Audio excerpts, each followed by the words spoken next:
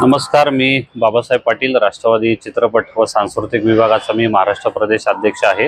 काही 2 महिन्यापूर्वी आम्ही महाराष्ट्र शासनाला ज्यावेळेस सुधीर मुनगंटीवार साहेब सांस्कृतिक मंत्री होते, त्याचबरोबर मागील काही काळामध्ये अमित देशमुख सुद्धा सांस्कृतिक मंत्री होते।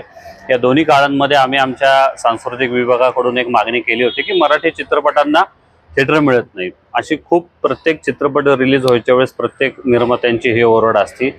म्हणून आम्ही 2 महिन्यापूर्वी ज्यावेळेस सुधीर मुनगंटीवार साहेब सांस्कृतिक मंत्री होते, त्यावेळेस मी असेल, आमच्या अभिनेत्री गार्गीताई फुले असतील, आम्ही सगळ्यांनी मिळून सुधीर मुनगंटीवार साहेबांना एक निवेदन दिलं होतं की मराठी चित्रपट हे जर नाट्यगृहांमध्ये दाखविले तर ते खूप उपयोगाचं होईल।